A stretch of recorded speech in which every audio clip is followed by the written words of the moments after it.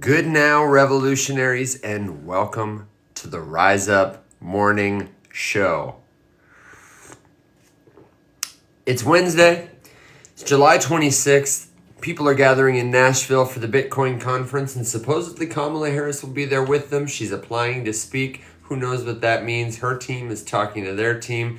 Don't call us, we'll call you. Yada, yada, yada. It's going to be a stacked ticket there. Let me know if you're going, and let me know how you're doing today, where you're tuning in from, and what questions you might have about cryptocurrency. This is your show for helpful Web3 news, commentary, and of course, answers to your crypto questions. Because I know you got a lot of crypto questions, and we may not have the answers to all of them, but that's okay. We're going to figure them out together. This is a place where there are no such things as stupid questions.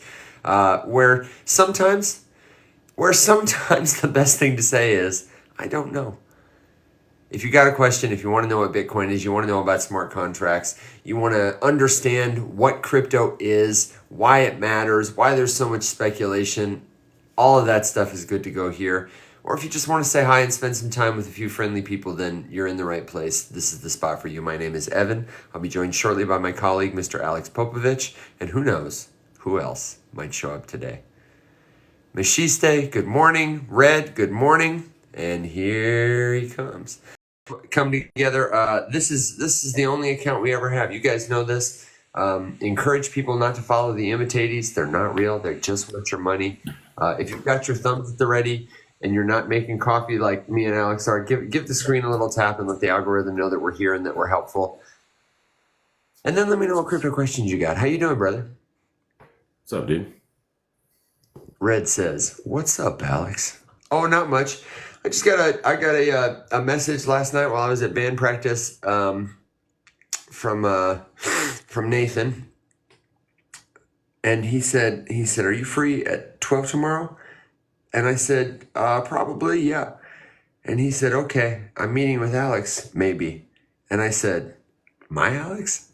And he said, "No, our Alex." And then he texted me this picture of a cat in front of like a communist flag.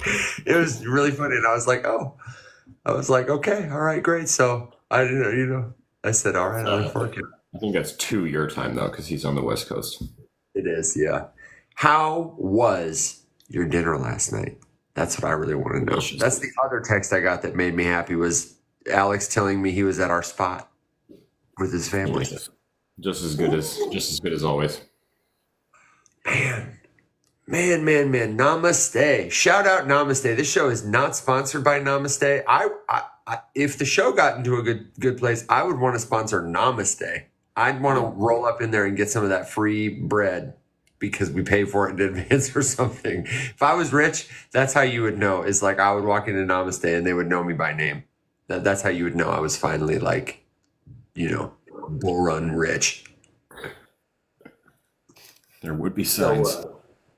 So, is today the day? Can I expect to have a conversation with Linda? Do you think? Yeah, we'll bully her up. He's out moving.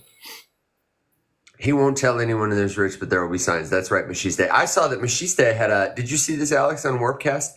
Congratulations! Looked like Meshiste had a really good build-a-thon sort of thing, building in public with him. Stream on Unlonely. And I'd be curious to know, Meshiste, what your experience of Unlonely is, because I've been there as a consumer a couple of times, and I think it's fine and fun because I mostly see people that I kind of know hanging out on Warpcast or whatever. But how was it? Looked like you built sort of a create your own NFT, kind of like a coloring book play-along thing. And it looked like you got, over 1,000 viewers or something like that. It was great. Alex told me to stream, so I streamed. Unlonely is cool, but I multi-streamed with StreamYard. It was fun. Yeah, man, StreamYard's a great tool. Well, maybe we'll have to look into that again. Once we have the next thing on the tech stack is a better computer for me with a little more processing power and speed. And then we will be streaming through StreamYard. I've got the API key for TikTok. We'll be able to do so much cool stuff. Have more guests on. It'll be great. Somebody says ace hole ? What is ace hole? Alex, do you know about that? Not a clue. Not a clue. Can you give us some context? Refreshed shoe cleaner. What a great username. I was just saying, I know it's been a big day in terms of the ETH ETF. You posted broke $1 billion. You put that in the Discord, right? That was wild. I was not expecting it to do that well. Yeah. What's interesting too is it broke $1 billion and the price of ETH did not move. Yeah, which I would be curious to know. Maybe our friend Will here will have some insight about it. I wonder if some of those big grayscale numbers Hello. drop. Hello. How you doing, man? I'm good. I just put out a few videos. Wanted to hop on, get caught up with you guys. Didn't realize the time. Give me 1 second. Let me fill up my water bottle. Give me 3 seconds. We can talk about Ethereum. Sounds good. Sounds good. Let me- I still haven't taken it off the wall yet. It's too good. I'd never don't just leave it in your apartment for somebody to find. If it didn't matter so much, like if it wasn't the fact that you need it, dude. It's beautiful. I know. I'm It's still fighting with, not fighting, but discussing with Violet, which is my girlfriend's name, about where this goes in the apartment. I say the entrance Should be the first thing that you see when you open the door. And Yeah, so whatever- she doesn't think it should go in the entranceway. What does she want to do? Like put it in the driveway or something so that people see it even sooner? I am a businessman. Yes, I am a master of the art of negotiation. So I've been fighting on this needs to go in the bedroom for a long time, so that I can do what I got to do. It'll help me in activities if I can look and see myself. And so that's the line that I'm holding on. But what I'm willing to fall back to is I can commission one of her and I as Greek gods and goddesses, and then have that just like be laminated and in the bathroom, so that when people go to the bathroom, they're just like, oh, like that'll be like a very nice apartment. They open the bathroom, like, what the hell? Just so that it's like a nice little surprise and shock. That's what I'm willing to fall back to. Both good options, man. Both good options. Well, then when you get here, deal. I'm the greatest deal maker. believe me, it's wonderful, man. Machiste wants to know where's my God candle, and I want to know if you Get if it you're- later. I don't know about you guys, but everybody I think is really expecting the Bitcoin conference to do a lot more than it's going to. My gut is just telling me I just really am not expecting anything. And honestly, if I'm expecting anything, I'm expecting for prices to just keep going a little down. Are you talking about prices, or are you talking about announcements?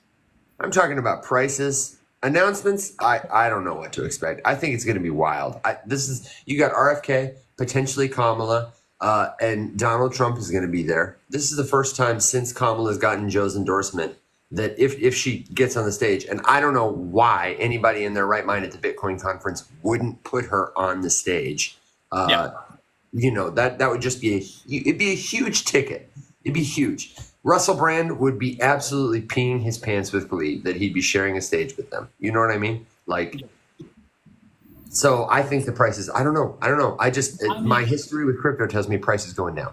Well, yeah, Bitcoin conferences are typically bearish events, right? Because people are buying the rumor to have some good news come out, and they sell the news. The only way that I think we get a pump out of the conference is if the buy the rumor, sell the news is outweighed by crazy bullish announcements, which I think is possible right now, because you have Trump, who has already basically leaked, and we'll see if it happens, his positioning of wanting to make Bitcoin a strategic reserve asset. Kamala is a question mark, but if she's going to go there, we know she's going to say something positive, but we don't know how positive.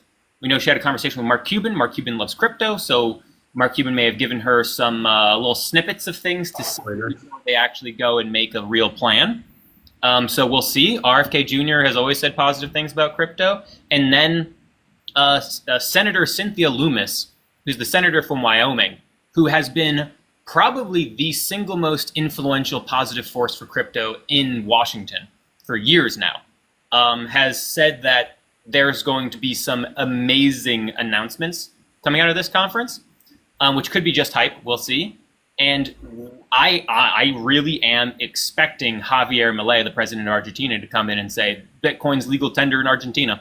I'm really expecting that. The timing for Argentina, because they're more than 1 year of Javier Milei having office and being able to set the foundation needed for that, as well as where we are in the market, it lines up perfectly. So and if Kamala comes out and says like, hey, I don't know, whatever she's gonna say, but like let's say it's probably a step below Trump saying, hey, we're gonna make Bitcoin strategic reserve asset for the United States. I think combining all of that, the weight of just positive fucking momentum that'll come through, that we'll largely see flow through the ETFs most likely immediately, is gonna be nuts. Because it'll be the event where we see between Kamala and Trump, what is the low bar of the crypto policy position going into the like, what's the low bar? Like, how high or how low is that low bar? And that's going to be set by Kamala's position, because we know Trump's is way up here. Where's Kamala at? If Kamala comes in and says, hey, I think Bitcoin should be a strategic reserve asset also, hold on to your butts, because that would be insane. There would be a monumental rush across the entire globe to grab Bitcoin before the United States does, because no one has more money than the United States. Because they literally... I don't know.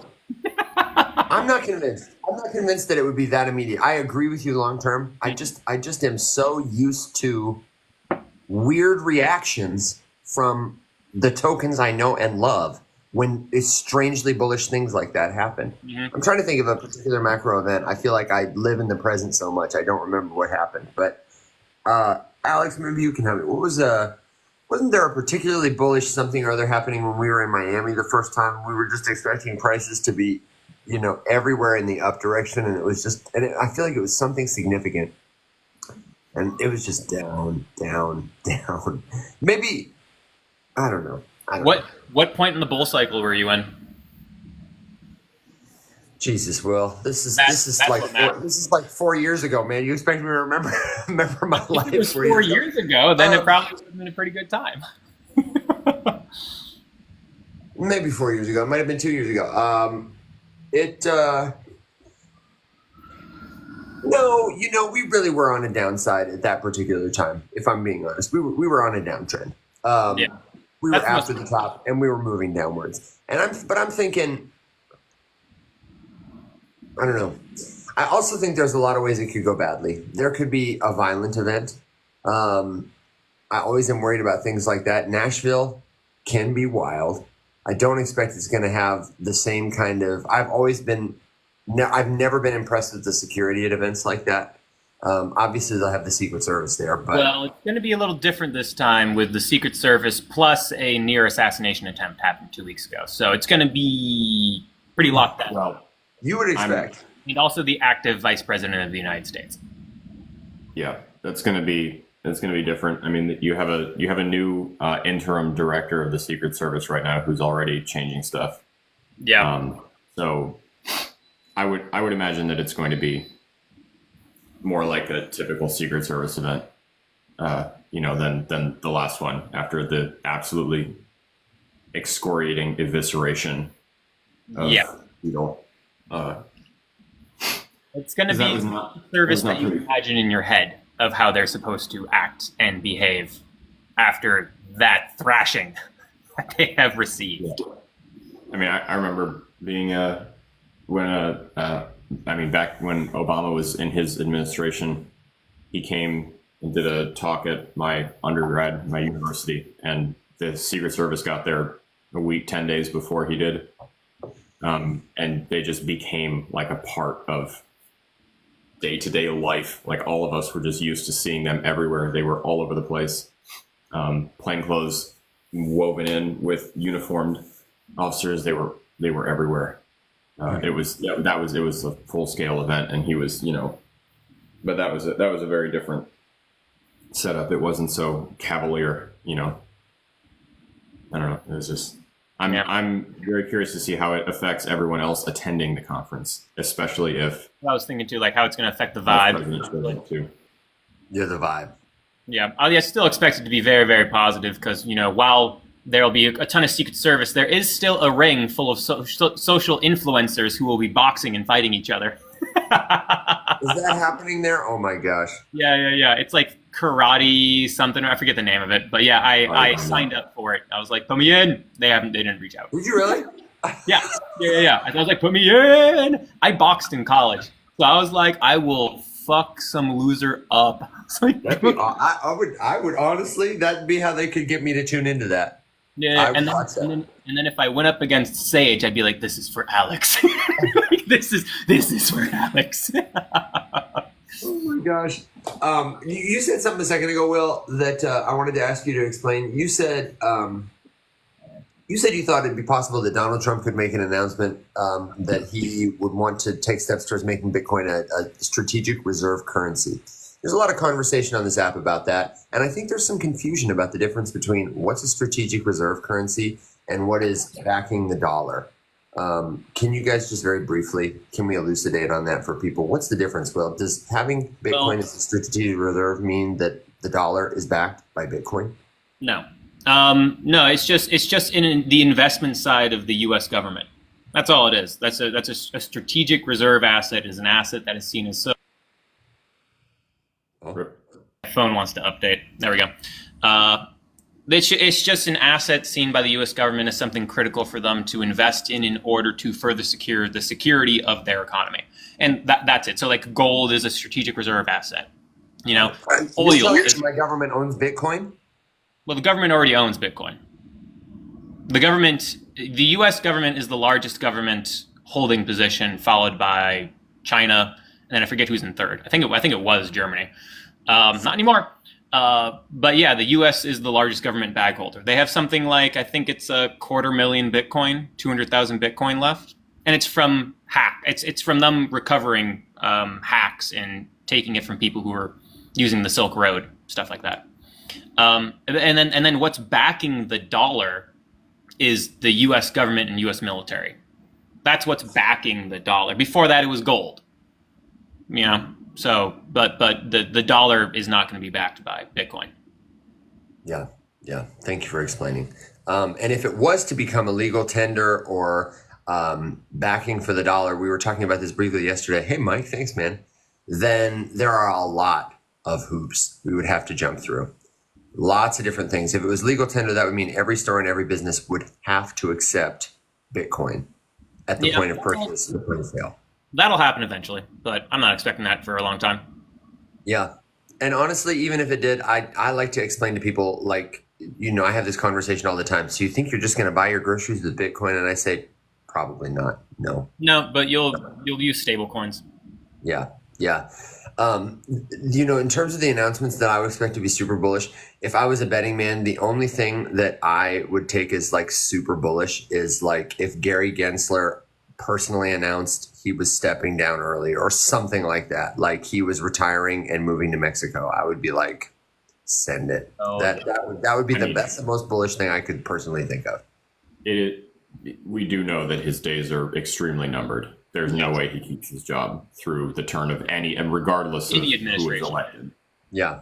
And Will, I don't think you were on the show yet yesterday, but I was saying I listened to an interview with French Hill, who's a congressperson with the best name, and he was saying that he understands Donald Trump will likely pick Hester to take Gary's place if he is elected. Hester would be great.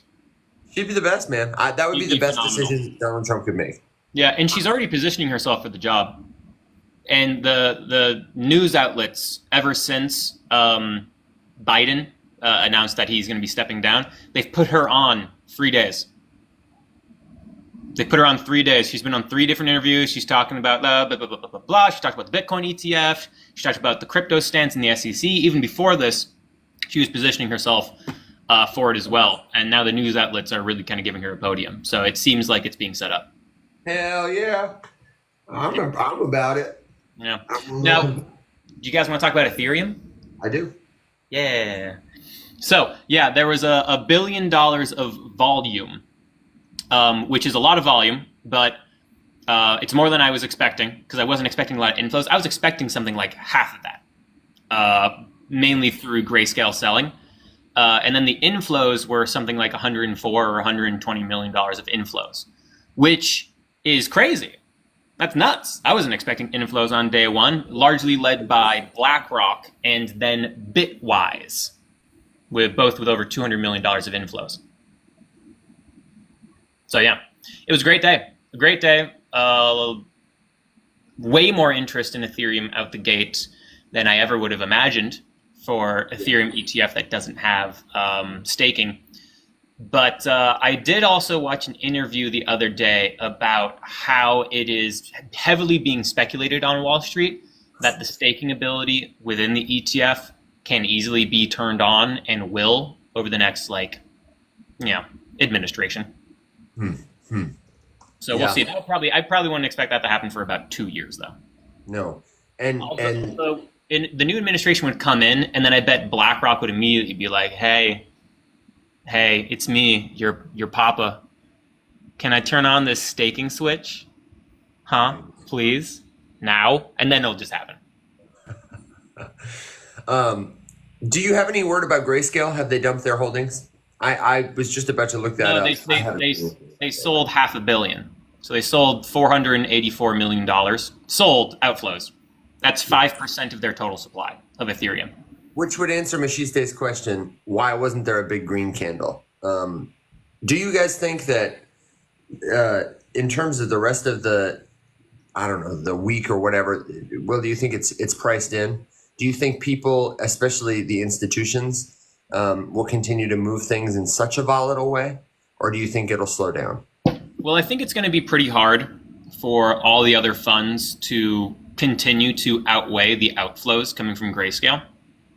Because I would expect something like $200 to $500 million outflow days from Grayscale every single day for the next 2 weeks.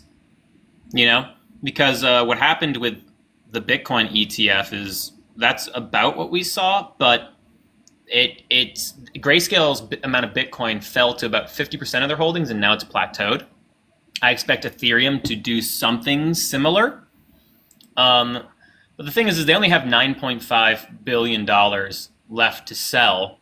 But if it falls down to that, 50% range like it did with their Bitcoin ETF, that means that they only have, 4.5 billion left to sell. And 4.5 billion isn't too different. It is bigger than the amount of Bitcoin that we saw sold by Germany, but it's not like too different, really, in the grand scheme of things, given how big our market is now. So, I would expect, a lot of the sell side pressure to really be felt by Grayscale over the first 2 weeks before outflows and inflows kind of equal each other again consistently and then start leaning more so towards inflows. That's what I'm expecting. Yeah. Alex, something like that. I'm sorry, I'm not listening to you guys at all. Okay. It's okay. Give me the TLDR. I was just asking if you had a thought on Will's perspective, inflows, outflows, bullish, bearish, just your general sentiment. Yeah, it's like I said yesterday. I made an annoyed video about actually wanting to discuss crypto and politics, and one of the policies that I suggested as being something worth exploring was ETF custodians being able to stake the held ETH. And I genuinely think that something like that would be required for me to feel really good about it. I think that for now, short term, enough people who are looking at it don't really understand the point of Ethereum. They think it's just another big crypto. It's, you know what I mean? But it's just different Bitcoin. I don't get it. Yeah, exactly. It's another Bitcoin that is currently cheaper, and that's literally, that is probably the extent to which most people are looking at it. So the staking thing doesn't matter to me, in the short term, but the effects of too much ETH being consumed by ETF custodians will be felt on the network if it gets to that point. it's got a long way to go because, like we said, even now, there's not a tremendous amount of ETH that is being staked. So the ETFs have a really long way to go before it was like a danger or a hazard to the network. The fact that like too much of it is locked up and unstakeable. But it would be really nice to see something like that. It would make sense too, because it would not be the only investable product that pays a dividend based off of the revenue of the thing that you are investing in. Tons of stocks pay dividends. Mm-hmm. So it would make perfect sense that if an ETF could be revenue generating, the product of the ETF could be revenue generating, that it could also pay a dividend to holders. That would be super fucking bullish, in my humble opinion. Yeah. But it's going to take friendly policy change to let ETH custodians stake that stuff and then actually collect and then pay out. And they would probably need different infrastructure to facilitate that happening, or they would have to buy some, which would be really interesting to see if they bought, if they, I don't know, either cloned or bought Lido or use Lido or, something like that would be bonkers. I'd be very curious to see how that would play out. But these are just examples of why I don't give two shits when someone says their politicians are pro crypto. There's like 6 pro crypto politicians, and none of them are the people that you guys are thinking about.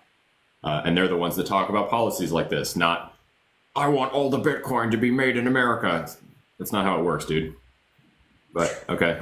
But I want it to be made in America. I want each NFT that I get to then also have a stamp that shows up on my screen as an NFT that says "Made in America." Yeah, exactly. I mean, go off, on that for us. Yeah, Michelle, can you do that? I'm just curious because I think people are correct. If they would say that the aggressive shift in direction of Harris's campaign being now more open to stuff after whichever, I can't remember the number of the bill, got vetoed, that this is pandering. It's like, sure, probably. Why don't you think the rest of it is? What makes you think it? And then someone literally just held up on Twitter to me that, well, Trump is obviously pro crypto because of the NFT collections. And I'm like, listen to me, my brother in Christ. Yeah. Allowing your image to be licensed for millions of dollars so that someone else could grift a bunch of your followers for an NFT drop does not mean that you're pro crypto. They're very different things. It means you're pro money. However, I do have to say, when you're looking at both sides, and I say this as a registered Democrat, I totally understand people saying they do not trust anyone from this administration on crypto policies because this is the administration who did choke point. Who shot down all the bills. I totally get that. Democrats will never win the majority of the crypto crowd because they haven't earned it in any way, shape, or form. They've earned the exact opposite, right? Yeah. Here's what's interesting, though. All Kamala needs to do is just eat away at that a little bit. And that's her goal, and she knows that. It's very strategic because she needs to eat away at some of Trump's advantage in this large voting bloc. Mm-hmm. Yeah, no, everyone should be on the same page that at this point we are looking at pre-election maneuvering and strategy. That's it. You're not looking at anything else. I would counter that, though, to say Republicans have also not earned it, because the only legitimately pro-crypto legislation that's ever been penned or proposed has been bipartisan. And this goes back years. You can look at the first time that we were putting that. I mean, I have videos going back years about ramming that giant infrastructure package through that contained crypto-friendly legislative wording. I can't remember the number of the bill, but it was the big Biden administration infrastructure package, and it had the language in it about defining accredited investors, and also there was another term that it was defining that's now escaped me. I'd have to go back and look. But that was a bipartisan piece of legislation. There were several Senate Democrats and several Senate Republicans that were signed on to that. It was co-authored by Tom Emmer and Dean Phillips, one Republican, one Democrat. So I would just say that this should be the most bipartisan issue of all time. Yeah, Uplifting American citizens through digital autonomy should be the most bipartisan issue of all time. It would be Which like is saying, why I have always hated Elizabeth Warren so much. I can't wait to vote against her in Massachusetts. I get to vote against Elizabeth Warren. It gives me life knowing that I finally get to vote Elizabeth Warren out of office after 8 years of dealing with her shit in Massachusetts. I used can't to like her. And again, everybody remember, I'm a registered Democrat. I'm voting Republican for Senate, and I'm voting Republican for mayor of Boston. I want these fucking idiots. If you don't know local Boston politics, I won't say it because it's too much. But I want these motherfuckers out of this goddamn state. They suck. And Elizabeth Warren, on the point that Alex mentioned, you have like it should be so bipartisan because it can genuinely help and uplift normal day people. And then Elizabeth Warren has been like, I'm a champion of the people and I want to help the people. And we're going to do that. And then she just turns around and does everything she possibly can for the banks and Wall Street. I fucking hate her so goddamn much. And also, she's from Cambridge. Those educated douchebags. We need someone from Southie in the Senate for Massachusetts, all right? I want an Irish dude with missing teeth who smokes cigarettes and drinks Dunkins, all right? Get Elizabeth Warren out of fucking office. She does not represent my people. it's mostly, I mean, the calmer version of what Will just said is that Elizabeth Warren has completely forsaken her entire platform, her theoretical platform that should exist, right? Because she is a progressive. And yeah, she's a two-faced, lying lizard person with human skin. Get her out. Yeah. Well, no, Sorry. The point is that anything Web3 related should be the ultimate libertarian and progressive mashup collab album.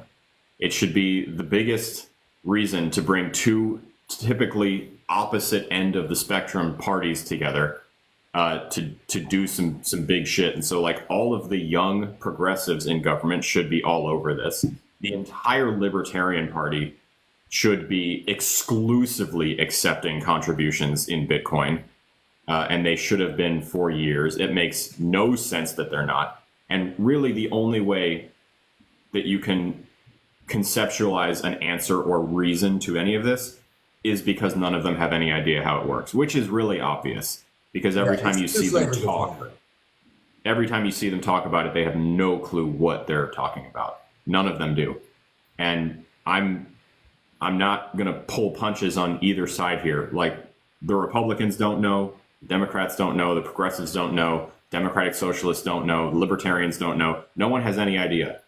And the thing that will never not piss me off is that if you're in Congress, you have the ability to call expert witnesses from anywhere in the world and get them to come to Washington and teach you anything you want to know. And they don't do it. They don't take advantage of that ever. I was talking to someone the other day who is a little bit more connected, just like, yeah, I would love to be the one sitting at the table in front of Congress and telling them something that they don't know. It's rarely about what you know. It's mostly about who you know to get you to testify or to teach Congress about anything. So that's pretty much what you need. Alex, I do want to say that there are, and you would agree, I know, there are some people, like you mentioned Tom Emmer. We talked about Cynthia Loomis. Yes. There are several others who are really quite slick about crypto, Yes. and I think have done a really good job, so far as I can see, to educate themselves and to educate their colleagues about why this stuff is important. I mentioned French Hill. Yep. He was on the Unchained podcast. A lot of these people are people that I probably would not vote for French Hill. I probably would not vote for Tom Emmer. I probably wouldn't vote for, I think there's a guy from South Carolina who's on the committee. Is that the list right there? Yeah. Yeah. So there's a lot. And most of these are the people who are not pandering. These are the people who understand it is a nonpartisan issue and are lobbying their colleagues, but just don't have the kind of platforms that Kamala or Donald Trump do. This is both. Because there's the big guys are up here too. But like there's some obvious like far out opponents, right? Like we know that Elizabeth Warren is super opposed, but honestly, someone who's probably worse than her is Brad Sherman. L's in the chat for Sherman and Warren. Yeah, if you guys have ever heard our soundboard, "Little Old Brad is a Dumbass," that's talking about Brad Sherman. Right here. Yes, I've seen that dude. I couldn't remember his name. Yeah, the dude's a huge dumbass. Yeah, he's the worst. Notably, he is a Democrat. However, we've also got Roger Marshall, who is a Kansas Republican, who is hyper opposed to all of this. So it's a bipartisan split here. Like you can come down here to, so here we have a bunch of supportives. Here we've got a mix of independents, Republicans, and Democrats. Independents, Democrats, more Republicans. Like it's everything. Okay. Right now you're seeing this flip with the alignment with the MAGA agenda. More and more Republicans are being added to that. But I mean, you can still, here's another Michigan Democrat, Hill Harper, super in favor of, has talked about multiple times. And there's 11 pages of politicians that are currently holding office that are opposed. I mean, and look at this, these are almost all opposed. There's like 8 people that are publicly against it. And that is contained in both parties. So this is what I'm talking about. I totally get that we're all really up in arms and we're all very passionate about our favorite and our chosen ticket. It's a bipartisan thing, and you're fooling yourself if you think that either one of these two parties legitimately, like as a party platform, legitimately has your best interest at heart. Okay, this is a rich industry. It's an industry that's gone from non-existent to multiple trillions of dollars in value in less than 20 years. Obviously, they want to be involved. Obviously, they want a piece of this. Right now, they were all struggling with donations. Biden's donations had completely fallen off. Trump's donations were not enough to cover his legal fees. They obviously needed more. They all needed to expand to a new voter bloc. They needed to encompass a new issue so that there was a reason for people to come up. This is one of the most decided elections we've ever had. There are not very many people who are sitting here right now being like, well, I'm definitely voting in November, but I'm not sure if I was going to vote for Trump or Biden. I do not know which one. I'll figure it out. That is almost non-existent. So in that sense, how do you flip a voter? You have to introduce a new issue, and you have to appeal to people who are of the single issue mindset with something that they weren't considering before. And we already have all the other stuff. It's already all out there. Reproductive rights, marriage rights, whatever. Those are already established. Those are already on platforms. Those are already discussed. You already know how you feel about those. You already know which candidate supports the way that you feel about those. Crypto is brand new. So they are all pandering to get your vote. By that, I mean the two parties. You have to look deeper and then go back in time and see who talked about this and who penned legislation. This is all public record. It's boring as hell. And that's what I'm saying. Like, you'll never be truly informed if you're not willing to be bored, because you'd have to go back and you'd have to read pieces of legislation that were passed. And ChatGPT can help because it's all open source. So you can just search every time that cryptocurrency or blockchain was mentioned in a piece of legislation, even if it was just proposed and never voted on, and you could find all of those things. And then you could see who wrote the bill. And then you could see who is actually in support of this kind of thing. And that would be a good person to listen to see how they're talking about it. The way that, these couple front runners are always talking about this kind of stuff. The way that Cynthia Loomis is talking about stuff, the way that Tom Emmer is talking about stuff, the way that Dean Phillips talks about stuff, those are more helpful. So I know that people don't read, but it's still worth saying. Yeah, that's an excellent. Sorry, go ahead, Will. No, that's all I wanted to say. I didn't even think. I don't think about using ChatGPT nearly as much as I should for certain things, and I should think about it more. That'd be a great application for it. I had somebody tell me the other day that Copilot was what did they say? They basically said Copilot was better than me, and I didn't take offense at it, but I did bristle to think, ooh, it is such a great tool to have, and it is so great to rely on GPT and Microsoft for the answers to our everyday life. Tori just said the most underrated comment of all time. It's the new Control F, but I think it is, if you're not an expert or you don't have some expertise or some acumen, it's like reading a newspaper. If somebody in a newspaper wants to lie to you with their authority and their publisher allows them to do it and the journalistic standards fall to pot, most people reading will not have the acumen to know the difference. If GPT tells you a lie or quotes a bad source to you, my experience with users of GPT is that they will not double check it. Sometimes I don't double check it. You know what I mean? Like, and that tells me that the average everyday person is probably, just to be fair, the word for it. To be fair, Google can turn you up a bad search result, and most people don't look any further than that either.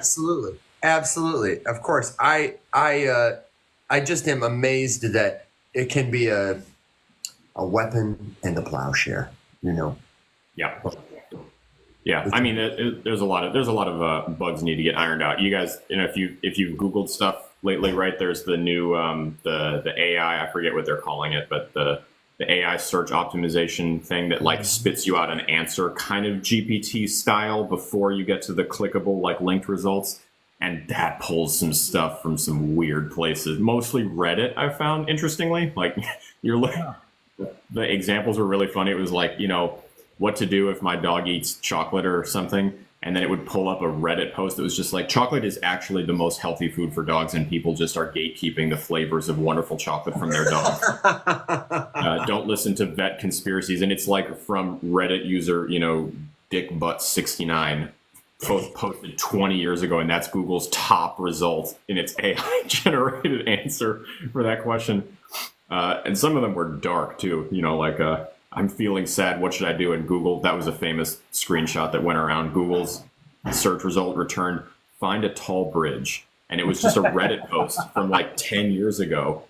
It's like, yikes, you guys really got to get a lid on it. That's painful. That's awesome. Yeah. Brutal. Awesome.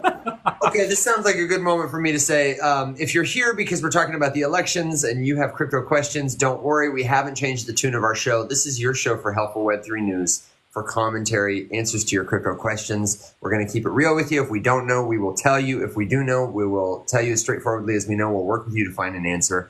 We are here Monday through Thursday at 7 a.m. Central Standard Time. And you can join us in the Discord. It's free to join. The show lives there 24/7. I won't bore you with the rest of the commercial. Just go to the riseupmorningshow.com or tap one of our faces, find the links in our bio.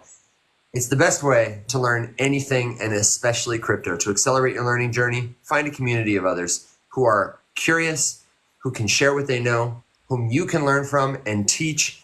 Everybody will learn and grow together, and we can all help keep each other safe in a space where there are lots of scams. These are our only profiles. We will never reach out to you for money, and no influencer or teacher or public figure in crypto is ever going to tell you, congratulations, you won some free Bitcoin, or ask you, how is your trading going, or offer to take your money and turn it into more. And if you fall for a scam like that, hey, listen, it happens, and it's happened to some like really smart people. It doesn't mean that crypto is bad. It doesn't mean that you are bad. It means that we have a job to do to tell a better story, and you support telling a better story when you tune into this show. So, support us with your likes, support us with your shares. You're already giving us your attention, which is your most valuable asset. So thank you so much. Alex, are you talking to Linda? Yeah, I just told her that she's being summoned. She's like, oh, maybe I should go comb my hair. Listen, I am so ready to have your mother on the show because I want to have somebody who's taken like a journey down the rabbit hole, and I also just want to see the woman. Can you imagine how excited if you would be excited to see Alex's mother on the show? Just put like a Linda in the chat. Let's summon Linda. Put Linda in the chat because I already know that people are going to have. Mostly, they're not going to want to know anything about crypto. We're going to be like, so how did you learn about crypto? And people are just going to be like, what was Alex like as a kid? Can you tell an embarrassing story about Alex? Do you have any pictures of Alex as a baby? I was the best kid. Yeah. So Evan, while we're waiting on that, there was a really funny moment on Twitter yesterday where I just got a real good cackle out of it. Some guy was writing this like kind of heartwarming little post about his dad onboarding into Web3 for the first time and like downloading a wallet and buying his first little bit of crypto or whatever. And he's like, and he called me really excited, and I was like, "What's your seed phrase?" And he sent it to me, and I took all of his Solana and like, "Welcome to the trenches, little bro. Don't send your seed phrase to anybody." Nice. So I mean, it was a shit post, but you know, it was still really funny. We got 5 days. Hey, real quick, do you guys know Ian, who now is my friend because we're following, graphic designer, Midjourney, Web3, crypto news. Ian, I'm not trying to gatekeep, but they just requested. But I don't recognize your profile. Is that somebody you guys? Yeah, just reach out in Discord and let us know, and we can. Yeah, we'd love to have you on the show. We're always trying to get more perspectives and opinions. If you got a good question, something like that, we'd love to have you up. But we don't want to risk our live stream by. It's happened before. It's happened before. That's right. And if you're frustrated because you don't have enough followers to even request to come up, let me tell you, that's why you should join the Discord too. And I swear this really will be the last part of my commercial is in the Discord, we have an event stage. On Thursdays, we end the stream early. We do the Rise Up show over in Discord so that you can ask us a question without character limits. Post a link, an image, or come up on the stage and ask your question to us personally. It is much easier to have a conversation that way. And we want to give that kind of focused attention to people who are in our community. So what are you doing? Go check it out. Commercial over. This show is not sponsored by, Kamala Harris or Donald Trump. And probably we wouldn't take that money. But it could be sponsored by Coinbase if you're watching, Kraken if you're watching, KuCoin if you're watching, Dunkin' Donuts if you're watching, Chewy if you're watching, and certainly Warby Parker. We're looking at you. Yeah, for real. Will needs the glasses. Just get him some blue light ones, but he's got to get the frames. Yeah, totally. The official, unofficial frames of the Rise Up Morning Show. Oh, I thought you meant like glasses, not the mugs. Yes. No, we meant glasses, but also mugs. You need a mug too. We meant frames. Can I get small cup? I will. I'm telling you, man. I have requested it from Printful. I have said it would be great if you guys got espresso cups, and I haven't heard back. What I'd have to do then is I'd have to have the mug on stream and then the small mug and then my tiny espresso and pour it in and then have both. Or what I could do, since I paint Warhammer 40K miniatures, I have very small brushes and I could paint one of my espresso mugs around. That might be what I have to do. Oh. Well, Will, you're the depth of your nerdy hobbies never cease to amaze me, and I feel in your presence like I'm just a level like 1. My inner child is thrilled, would love to have met you, and my adult self, I feel like I've let him down when I hear about you painting action figures or when I see your Pokemon. They're not action figures; they are miniatures used in the Warhammer 40K tabletop game, sir. That's what I mean, man. I'm such a square. Figures, my God. Also, it's funny, as we've been having this entire conversation, I've been playing with Poseidon's trident also, but, and then Okay, somebody save me from myself. Let us know what your crypto questions are while we await. We may or may not be joined by Linda, so we might need you to ask us a question. Help us stall. And let us know what you're thinking about today. I do have a hard stop in about 30 minutes myself. But I'll have to stop shortly after 9 because I got to get a few more things packed up before I head to the new apartment and grab the keys and then let the internet guy in to set up the internet and all that stuff. Speaking of packing things up, when are you going to Nashville? I fly down Thursday night. Conference starts Friday morning. And then I have a plane out on Saturday sometime later near the end of the conference. If you're going to be in Nashville, you gotta hit Will up and let him know. Alex, were you going to broach a new topic? I'm sorry, brother. Yes. So there was a question earlier. I just got reminded. I rugged you for sure. So There was a question just about the possibility of like the AI basket ETF. I think in general, if we just talk about basket ETFs, this has been something I've wanted to see for years, and I think it makes perfect sense. And I just responded to him no, because I was thinking he was asking like, I don't know, like a AI token gets its own ETF, and I was like, no. But, ignore it. Yeah. But that is a valid no, if that was what the question was, because that's kind of part of the conviction behind a basket fund instead. And Will would take your opinion more seriously on this than me, but if you wanted to see an ETF, and we knew this was going to happen as soon as the ETH ETF got rammed through, which, good side note, it's worth noting which administration that happened under. It was probably a pander move, like a knee-jerk reaction to try to get some votes, but it still happened. But as soon as that happened, we were probably like, okay, we're going to start seeing proposals put in for other, and which is true. We've seen that now. We've seen multiple Solana ETF applications. I'm sure there have been others. I'm sure somebody has filed a Dogecoin ETF application, whether it went anywhere or even was opened or just went straight into the special file cabinet. Probably that's probably where it went. The one with all the mashed up metal teeth. Yeah. But those assets are way too tiny to if the U.S. government approved an ETF to start trading on something with $1 billion market cap or less, even 10 or 20 billion, the case to be made for hyper aggressive market manipulation would be pretty strong. Yeah, very much so. I mean, even I'd have to look back. I don't know this for sure. Will, maybe you do, but even Ethereum's total market cap was not tremendous to be considered very small for a single ETF. So it would make way more sense. And honestly, even based on those sizes, and Sean McAllister, you are correct when you say that most AI coins are vaporware. Absolutely. So again, the standard for the burden for approval for one of those to be approved for an ETF is monumental. I would be absolutely beside myself, but apparently we live in the Twilight Zone, so who knows?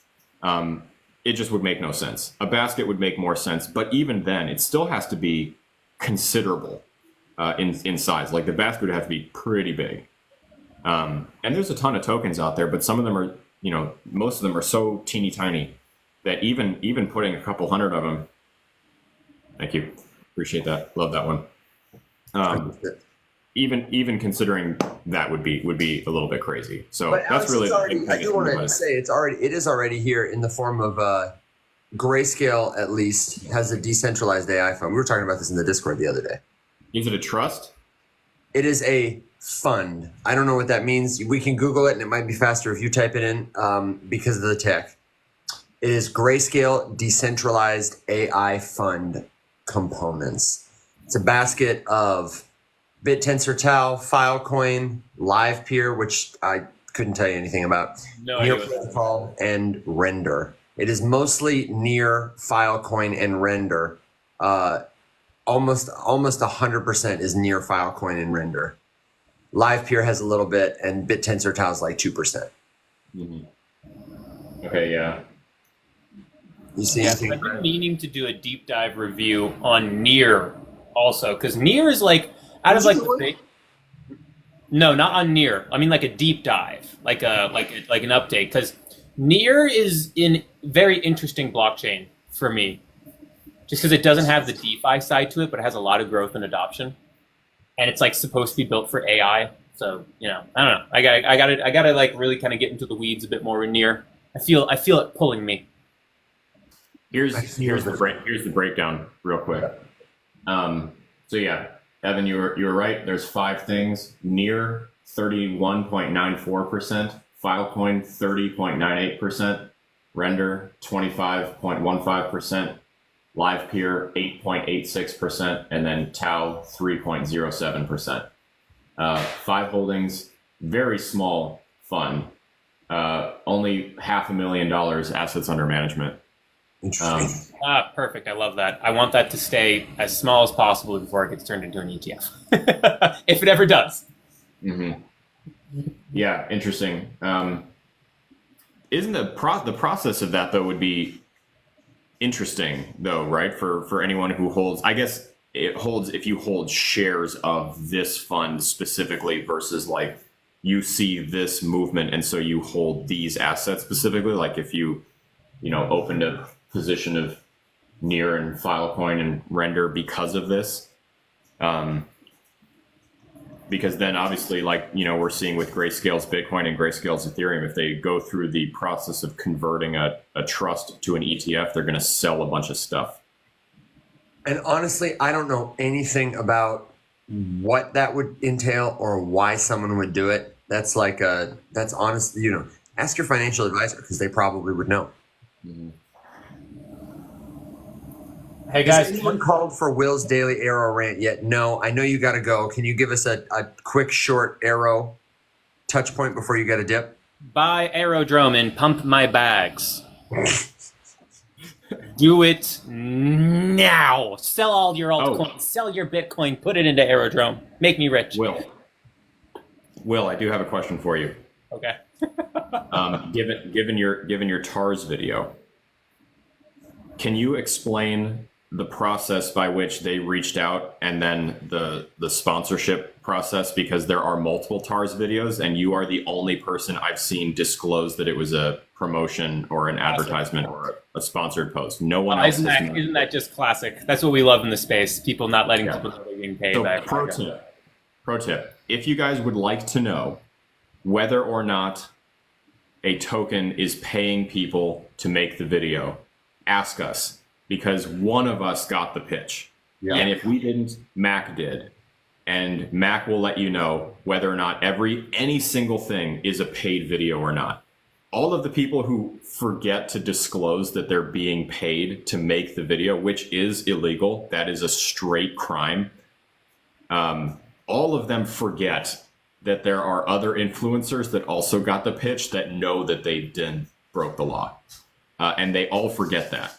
I've seen two TARS videos besides Will's, and neither one of them disclosed that it was a paid promotion. And I'm like, I know that Will's was, so I guarantee these are. The odds that you just discovered it today of all days. Yeah. So, Will, can you just give us the unless they all watched my video, because mine was one of the first handful.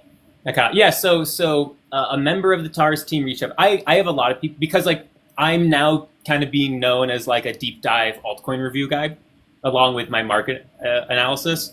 So I have a lot of DMs from projects, and I turn down 95, 99% of them. I've only accepted 2.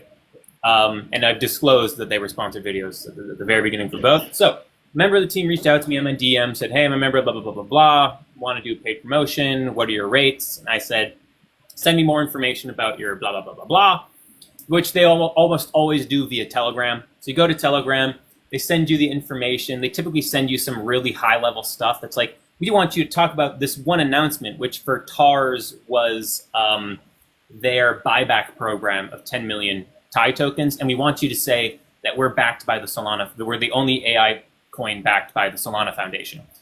And I'm just like, okay. And that's all the information they sent. So it's super high-level stuff. So you can almost always tell if someone makes a super lazy sponsorship video. If they're like, hey, look at this tweet, and I think it's great, and it's going to be awesome, and that's the video. And you see people do that.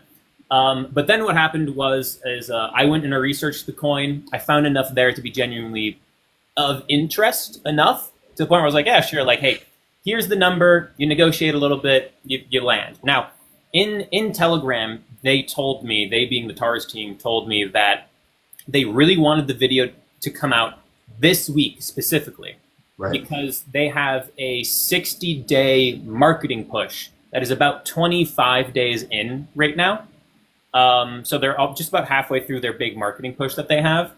And they said they're trying to get KOLs, which are key opinion leaders, which is such a bullshit term for content creators and influencers like us, which I hate. And I hate KOL more because it tries to dress it up. It's fucking cringy. Anyway, And so they've lined up a bunch of KOLs, influencers, to make videos. Yeah, you'll probably see videos being pushed out over the next 2 weeks. And then they also told me that they're going to be hosting a Twitter AMA session with the Solana Foundation, and that the Solana Foundation is also helping them with marketing. So you're going to see a lot of stuff for them over the next month, probably. I would ask every single one of you who comes across an undisclosed TARS video to do the same thing that I would ask you to do for every obviously undisclosed ad. Just ask them in the comments if they were paid. Like, that's what the comments should be full of. Like, oh, that's strange. Will disclosed that he was sponsored. Why didn't you? It happens all the time. All the time. Yep. Hey guys, I gotta hop off. I got time for like one more thing, and then I gotta start taking stuff off walls, which I've been waiting to do at the last minute, because then your apartment becomes sad. I would love, because people always do want to know your sincere opinion about Arrow. If you wouldn't mind giving us the 30-second TLDR. If you want to hear our general thoughts on what we hold, when we're buying, when we're selling, and more importantly, why, the place for that is the Discord, because Will has updates there, Alex has updates there, I do updates, probably not as frequently because I don't move stuff, though I am going to move some stuff today. All with the goal that you would become a more self-sufficient investor by understanding the thought process behind what we do. So help us understand what you think about Arrow and your thought process behind it, Will. Yeah, so if you guys don't know me, my big kind of claim to fame this cycle, which really kind of like boosted my channel, was that I picked Aerodrome and put it on everyone's radar screen in November of 2023, and it was 5 cents. And then I bought it. I didn't buy it myself then. I bought it at 9 cents and let everybody know. And I was a big bull of base. I remember I was making videos of base, and everyone's like, base? No one uses that. You don't listen to this dude. He's an idiot. I still remember. I have screenshots of those comments, and I'm waiting for like Aerodrome to be like a monster in the space, and I'm just gonna like make a video and be like, "Oh, un contraire, monsieur. How is your day today? Eating your crappy little croissant because my croissant is flaky and buttery." Anyway, Aerodrome, right? That's what we're talking about. So Aerodrome is the #1 decentralized exchange on Base. Base is seeing a lot of growth. It's the #2 hottest blockchain in the ecosystem right now, behind Solana, in terms of money that's going to it and new users. And that is happening because Coinbase is pumping their audience towards Base, because Coinbase made Base. So my thought process with Aerodrome when I first bought into it was, hey, this at the time has a chance to be the #1 decentralized exchange, and therefore one of the most important and impactful pieces of infrastructure in what I think is going to be the hottest ecosystem. And it is the #1 decentralized exchange today, and it is in the second hottest ecosystem in the space, which means it should get a lot of adoption, and it should get support by Coinbase itself, because Aerodrome has now made itself indispensable to the success of Base, which is indispensable to the success of Coinbase in that part of their business. So I'm like, cool, anything that Coinbase supports typically does well. And Aerodrome is an absolutely critical piece of infrastructure in the Base ecosystem, which I personally am expecting continued growth because of Coinbase's support, but also because of the Coinbase Smart Wallet, which is drastically reducing the barrier to entry for new people to get on chain. So I think it's very attractive from an ease of use standpoint. It's very attractive because Coinbase will push users to Aerodrome. It's very attractive because Coinbase Ventures themselves are buying Aerodrome as an investment. And it's very attractive because the users on Aerodrome, the volume on Aerodrome, and the amount of money sitting within Aerodrome that's also staking are continuously growing, while Bitcoin and altcoins have been in a bear run lately. So those are all the reasons why I'm super bullish on Aerodrome. One bearish thing about Aerodrome, to even out all of that hopium, is nothing's ever a perfect shining diamond, is the supply side of Aerodrome. There is an unlimited supply side to Aerodrome. There is, that will add supply side pressure to the price. So that will be outweighed by the adoption and the support by Coinbase and the Coinbase Smart Wallet, which is what we've seen, and it should continue. However, when I see people being like, Aerodrome to $30, which seems to be like the bull number everyone's trying to say, I go, you should temper that. Maybe $20. I would be thrilled if we got to $12. I'm expecting at least $6. You know, I would say temper those expectations from $30 though, because Aerodrome, when you compare it to like Sushi Swap, because Sushi Swap was like an Aerodrome kind of thing, because it was the decentralized exchange for Binance Smart Chain when that got hot last cycle. It probably won't do quite as well because there is much larger supply side pressure that will make it really difficult for Aerodrome to get to $30. However, we do have way more money, we do have way more people in the space, and then it becomes a question: will that way more money and way more people outweigh the supply side and maybe get us to $30 for Aerodrome? Maybe, but I'm not too hopeful on that. So be aware, it's not all sunshine and roses with Aerodrome. I just think the positives far outweigh the negatives. Well said. Thank you very much, Will. And thank you, as always, for joining the show and making it more handsome, more fun, and just better. Thanks, guys. Appreciate it. Absolutely. We'll see you soon, brother. You Are guys you going to be here tomorrow? Or you? I will be here tomorrow because my flight to Nashville isn't until later. That's what I thought you said. Okay. Thank you. See you guys. Bye. For somebody who asked in the chat, I have two things, Alex. Just an arrow thought, and then someone asked for Ondo. But is there something that I missed that you wanted to hit? I don't think so. Just curious. I know, Andy, I know you're kneecapped by how few characters you get in a comment, but I would be curious to hear more. So if you're in Discord, just reach out and let me, maybe there's something we can help with if something is stuck. And then there was just a question about, why would you vote for centralized over decentralized, which is a very valid question. Wait, really, say that again, because I totally got rugged. Why would I what? I said, why would you pick the centralized option over the decentralized option? Yeah. Okay. That's where I was going to go with this too. Which is a super valid question. And I would say, I have two opinions on it. Personally, I would rather see the decentralized option. Totally. However, I recognize that is complicated and it's got a higher barrier to entry and it's not very user-friendly. And we are very early to the scene of stuff being decentralized. And we probably need to walk before we can run. And so companies that offer the decentralized, flavored, centralized product around themselves is probably the way that it's going to start. Someone in the Discord yesterday had asked me about Multiverse X, for example, and my problems or my thoughts on it. And this is the exact thing. I'll actually just read you the way that I wrote it because it's shorter than whatever I'm going to make up off the top of my head here. Where is it?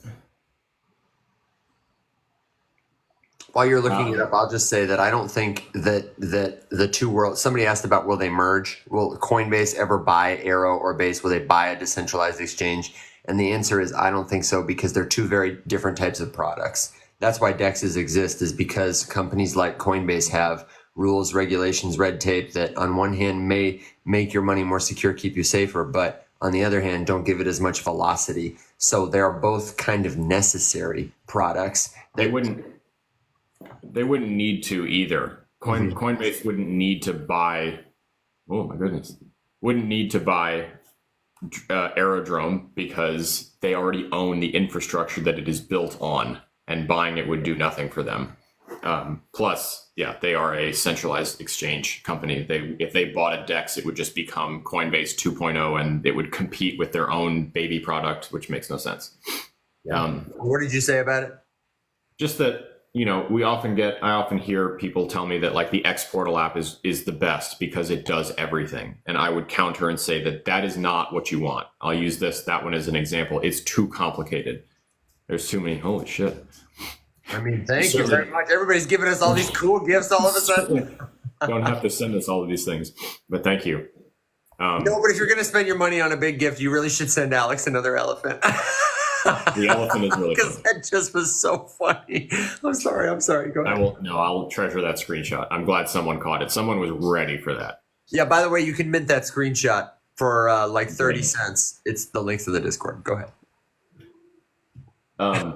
So the X Portal app, it does too much stuff. It's too complicated. There's too many different steps. And like Phantom is great because it's simple, and it still does almost everything that X Portal does. It's just, it doesn't look like a disaster. And if you zoom out and you think about this from the 30,000 foot view, no app does everything. Apps do specific things. Apps are task driven. Successful apps have a thing that do a thing. They don't have, oh my God, yes. Yeah, baby.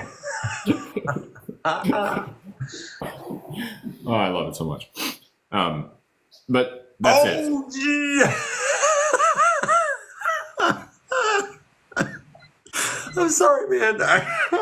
Dude, it's hopeless. You simply cannot continue to answer a question when you look like that.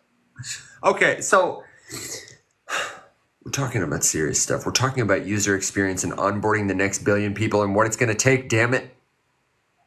That would have been perfect timing. Yeah, rugged by another elephant. Yeah. Thank you very much for the elephants, Obi-Wan. They're fun. But it all just boils down to simplicity. And if you actually want to bring users on chain and get them to start to mess with this kind of stuff, we have to be okay with it just being a baby step. And centralization is the way that you do that. And we can hold those companies to a higher standard. If they start doing shady shit, we should all leave and do something else. Yeah. That's the cool thing about being here is it's hypothetically open because the foundation of it is open. Somebody said in the comments, Alex, did you see this? The government could shut this down at any time. We should just go back to using cash. To which I say, my friend, take that and reverse it. The thing about cash is your government owns it completely, man. It is worthless without your government. And there are about 12 people. I mean, there's probably like 80 people, but there are like 12 people who control how much dollars there are, how you get to spend it, if we're printing more, if we're going to stop printing it, as opposed to a decentralized, permissionless, a currency no one person owns or controls, that is subject to rules that everyone who uses it gets a say in, but ultimately must follow. It's super free. It's as free as it gets, man. And good luck shutting it down. I don't know how they could shut it down. They would have to outlaw the internet. And it would be like burning books. Do you know what burning books does? It makes people want to read them. And it makes people feel they must read them. So if the government said you can only use this money, you can't use the internet, you can't whatever, everybody in the world will say, we need to. People don't create a revolution until something is painful enough for them and they believe another alternative, Tory would say, another world is possible. And if something is really painful, but you don't believe something else is possible, you'll keep doing this thing. But now that we can see that something else is possible, we have a solution for the pain, as it were, in this particular arena. So, cash ain't the way. But it will be there will be centralized options like cash. I think it's great that we will have, possibly someday, a CBDC that will introduce people to the benefits of cryptocurrency and also the drawbacks of having your government have its own crypto. It's going to be like the dollar, but a token.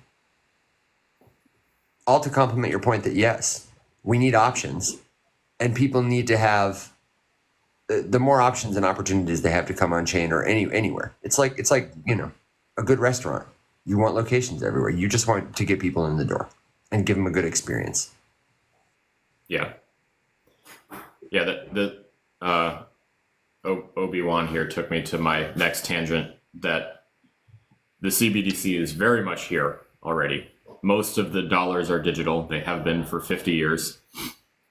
And the government can and has exercised complete and total control over those dollars ever since. Bank accounts get frozen. You get locked out of your own assets. Money gets forcibly confiscated. Banks are all participating in all of the regulations that they need to comply with, which means that if you are found to be guilty of XYZ, you don't get access to your money anymore. It takes forever to wire stuff places. You have to get approval for dollar figures over a certain threshold. If they wanted to force money to expire by a certain time, they could do that. If they wanted to force you to spend a certain amount of it on certain things, they could do that. There's, mandated taxes on stuff like gas, alcohol, cigarettes, things like that. I mean, there are tons of elements of control over the dollar. And it's been digital, like I said, for decades upon decades. And it is a full-fledged CBDC. Yes, there is paper money that you can use outside of it, but the areas and the places where you can use that comfortably are shrinking. Just go to the grocery store and stand at the registers and count for a couple minutes and count how many people you see pay with cash. It's the minority every time. If you see any of them, if I went to my grocery store and I saw any of it, I would be surprised. I never see it anymore. It's worth thinking about. The difference between crypto stuff and the CBDC is the idea of tokenization, and the idea that putting something on chain means that you get to own it, you get to move it, you get to do with it what you want to. That's the whole point. That's why you shouldn't trust any politicians that tell you they have your best crypto interests at heart, because the whole thing is removing things from underneath their umbrella of authority. They're probably all not incentivized to give that to you, because it would be good for you and bad for them. And yeah, data ownership. Andy, you're right on. That's the whole central thesis of why Web3 is meaningful. That data is used to generate one of the biggest industries on the planet. It's sold out from under you every single day. And blockchain is a really cool vehicle that could let you own your own data and not let someone yoink it without your permission. So that's kind of the point.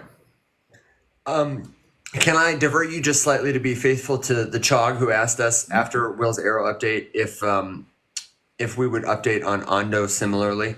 I don't hold Ondo, but I talked about it in the Discord as and since we're talking about index funds and tokenizing real world assets, I think Ondo is probably an important part of that conversation. I would say if you want to learn about what Ondo specifically is doing, there's a great episode of Unchained. How many times it's like, can I not say it? Lorishin talks to everybody who's worth talking to. There's a great episode with one of their founders about how they are using blockchain to tokenize different assets with their partners Securitize for BlackRock. And the token is called Ondo Finance.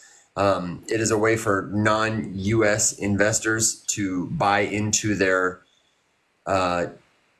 short-term US Treasuries yield coin. They can get like the utility of stable coins while earning a yield. There's a lot of different stuff they're doing. And I think they have like 1.5 billion assets on chain right now is the number that I just looked up. I'm pretty sure it's true. Meaning I haven't verified it at a lot of other sources, but that's what CoinGecko is telling me. That's what, the inflows suggest. They just integrated recently with Cosmos, launching their USDY token on their blockchain. And that's like their next step is like they want to put their token on lots of other chains.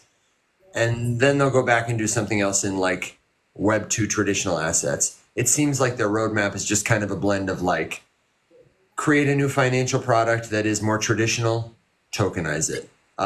Get something that is a regulated industry, have access to it, tokenize it. And then, distribute the token, get the token in the hands of more people, kind of like an ETF play. If you want exposure to that as a crypto person, you could buy Ondo.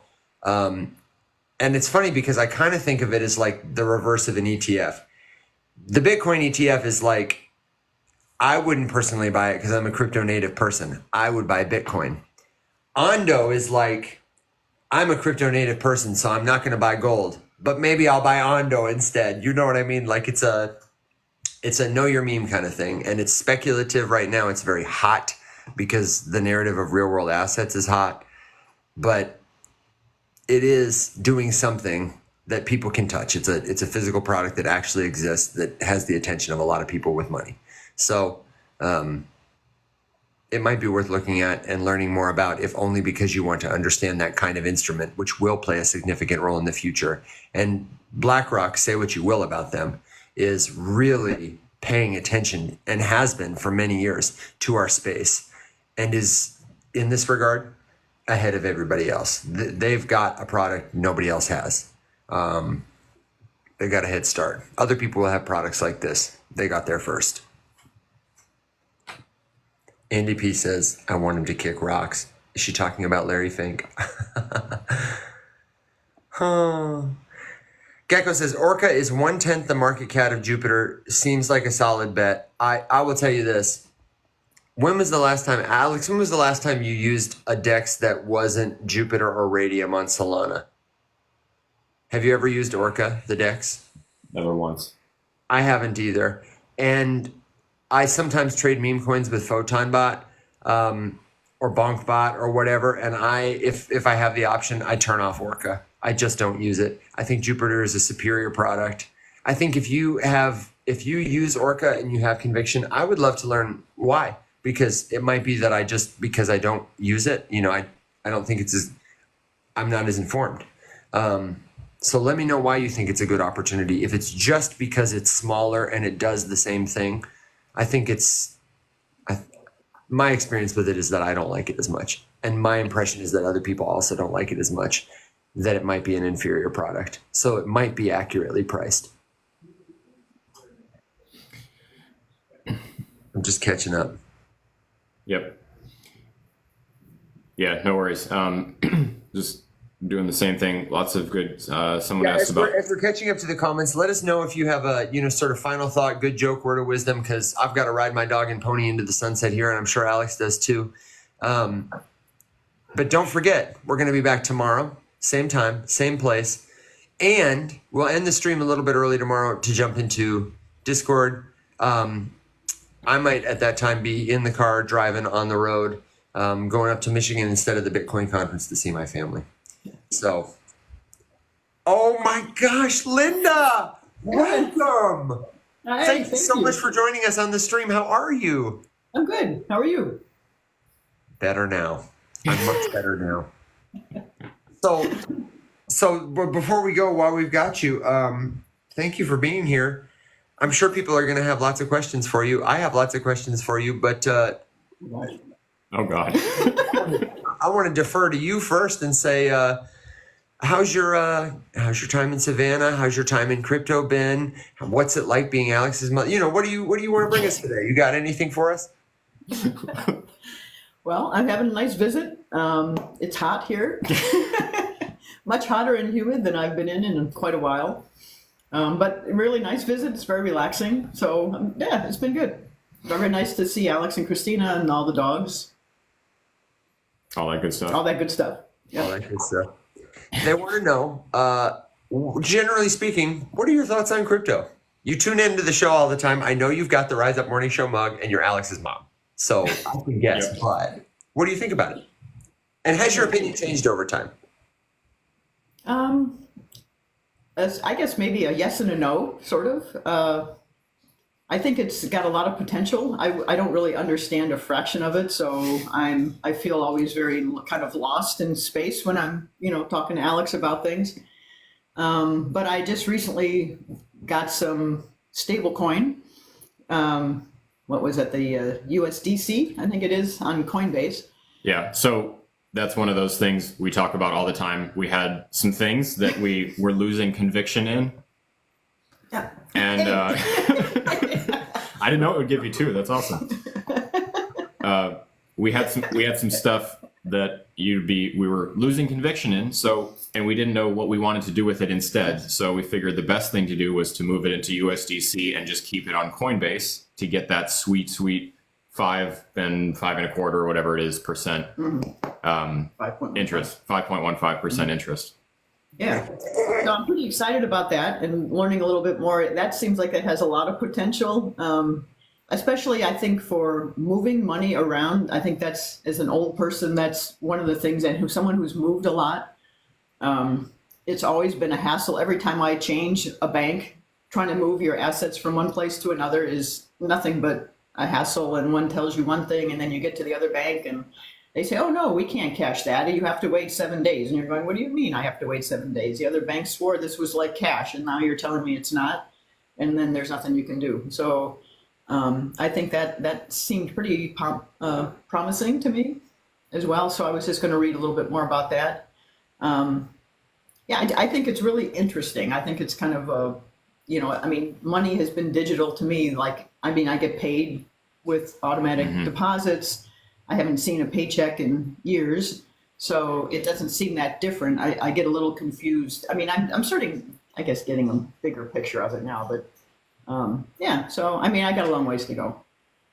Sure. We all do. I guess the one thing that I was sort of surprised about, which I mean, I really like to use, I can give them a plug here, but like Coinbase is what I end up using all the time for if I purchase anything. I had to use Kraken when we first started. Alex had me in the two. And in the meantime, I used to use Kraken all the time. And now after they made through some changes and all the stuff that I had set up kind of disappeared. And so when I went to Coinbase, it was so easy to buy anything or move it around that I just decided I'm just going to use Coinbase, although their fees just kill me. And I thought that was part of the thing about crypto, is like to try to help avoid this kind of stuff. So that's the one thing that kind of gets me about that. Yep. See, Coinbase, sponsor us and fix the fees. Yes. Got my mom here talking about you guys.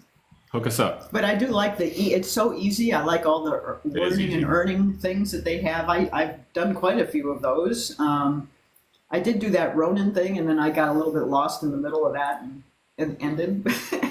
Yes. Yeah, the next thing on our list of topics to tackle is getting mom in a Coinbase wallet or a MetaMask. Oh, there you go. I hope somebody is screenshotting this. I keep missing it. And then using a decentralized exchange to skip all the Coinbase fees. But you haven't really made that many trades, so a couple dollars in a fee here is probably worthwhile if you're only trading something once every couple months. I mean, I would say that I am in it for the long haul. I don't do like trading on and off and like moving things around. That still makes me very nervous. Every time I try to move something, it's like, oh, do I know what I'm doing? Oh my God, it's going to get lost. So that kind of stuff I still find kind of magical and mystical. But yeah, but otherwise, I think it's got a lot of potential. Do you have any helpful feedback for us? Because you tune into the show a lot, and I think everybody has different kind of light bulbs. A lot of what you said has been really helpful, but I don't know if you had to give us feedback for reaching more people. I feel like the longer we go on, the worse we get in terms of like Alex and I were talking about it the other day. Like we're very far away from where we were when we started, and sometimes it's hard to remember the questions you had, or we'll be talking about USDC and 5% yield and stable coins and whatever. And people tune in and they say, what? Huh? We want those people who might be skeptical or who just are total beginners to feel like they can understand us and trust us. So what's been a thing that helped it click more, helped something click more in the sea of all the confusing terms and overly complicated shit? See, I don't know. I mean, what you're saying is obviously a real problem in education in general. I mean, just like if you have a classroom of kids come in and they're all going to be at different levels, and how do you reach everybody, and how do you not keep the ones who are more advanced interested and moving forward, and you don't lose the ones who are like interested but don't have a clue what you're talking about.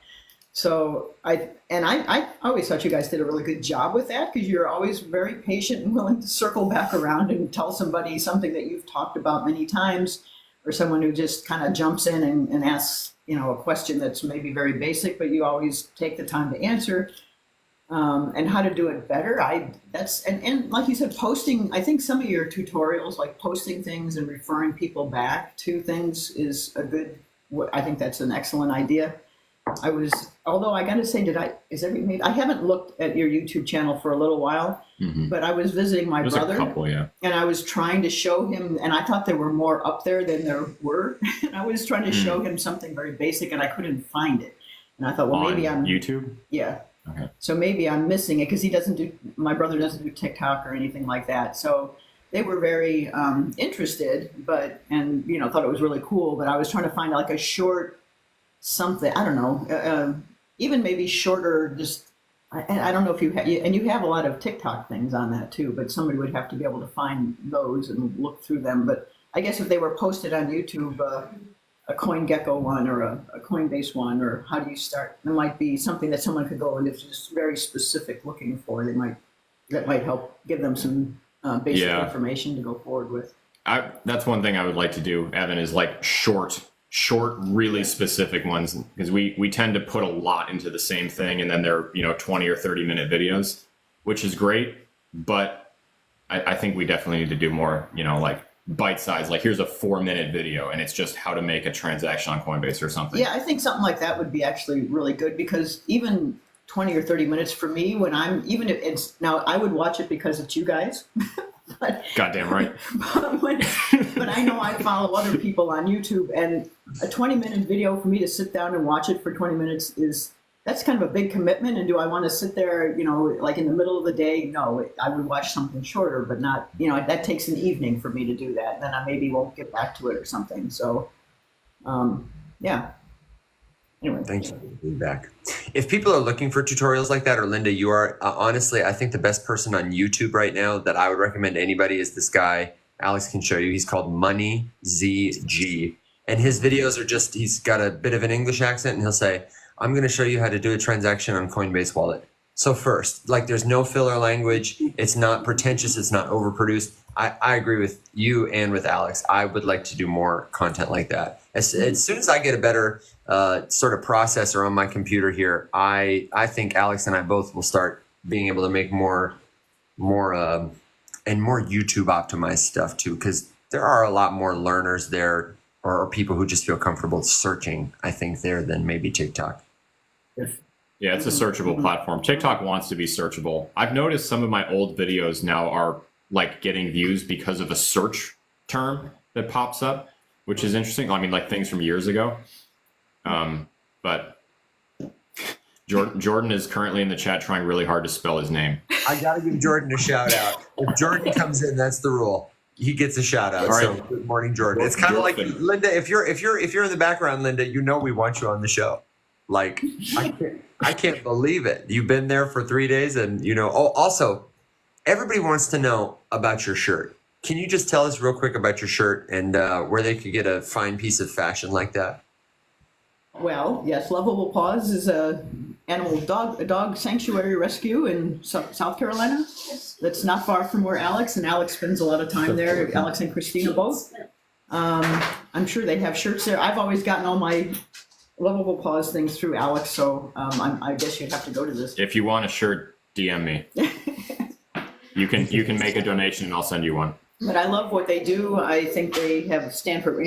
Obviously, I've always been a no-kill shelter person. There is one in the UP as well, called UPaws, and we go there. I use their facilities. They have like a dog grooming place that you can just go and give them a donation. So what they stand for, and just trying to give everybody a chance. I just think there's just so many animals that need homes. I've been all about adoption of pets for a long time. Yeah. Oh yeah. And you can give crypto. Lovable Paws accepts donations in crypto, and I've made it really easy to give us money. Yeah, you need to do that. You need to do that too. Well, we're changing it because we're switching to CrowdStake. Yeah. Yeah, that's it is still up there, but it's the old widget. We're getting the new widget.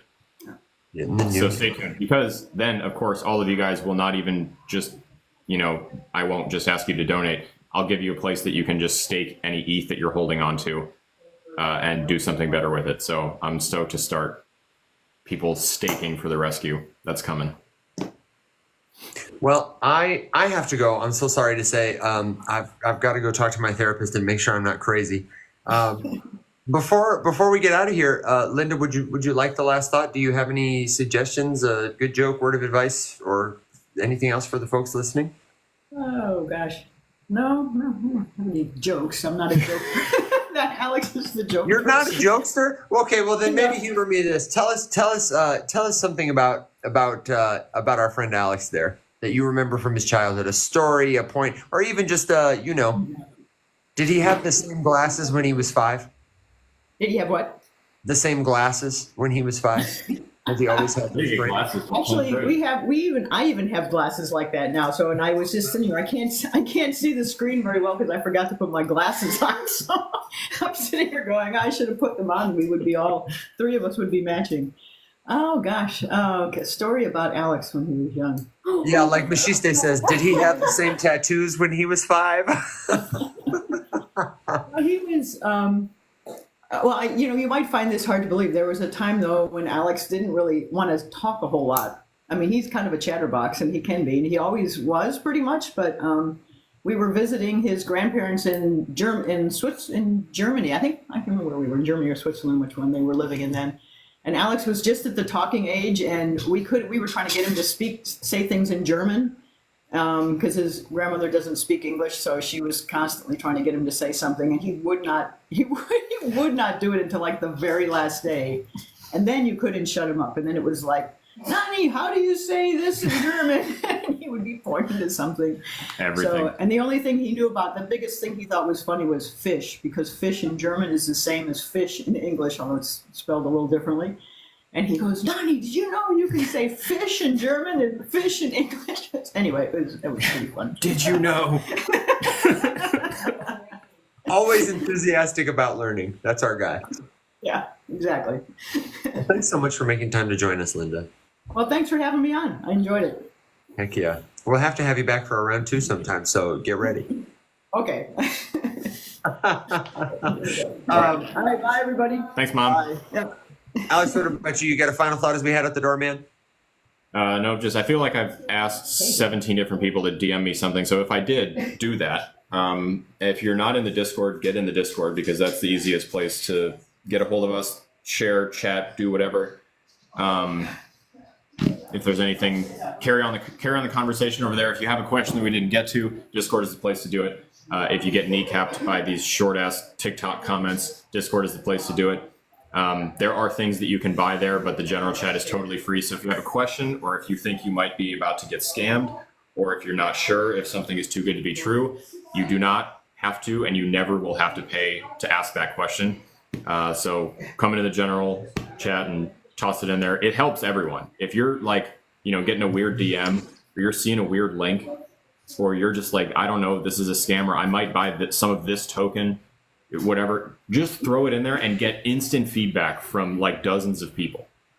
It's the easiest way to avoid getting hosed. We will give you the brutal, honest truth, because absolutely no one is paying us for anything. We're trying to change that. But no one's paying us for shit. So I will tell you right away whether or not I hate it or love it. But that's the place. I see that people are starting to come in the server. So thank you so much for joining us here. If you are feeling overwhelmed, if you're thinking, I'm not a Discord person, I hate Discord, what is Discord?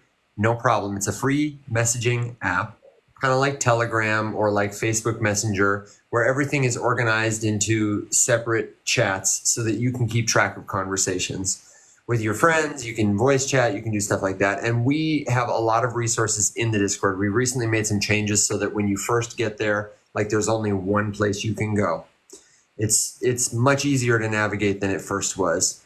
And we've got links there to help you. We just filmed a video walking you through our entire server that is going to go, it's up now, it's on YouTube now, but I'm going to make a post about it in the Discord later today because I'm going to put little timestamps on it to answer your specific question. But like Alex said, if you got them, that's the place for them. We will never pick on you for asking the question. So everybody, thanks for a great show. Thanks for hanging out with us. We're going to be back tomorrow, and we can't wait to see you. You're truly the best part of the Rise Up morning show. Alex, thank you for badgering your mom. Tell her thanks again from us. Everyone have a good day. Stay safe, and until next time, my friends, rise up.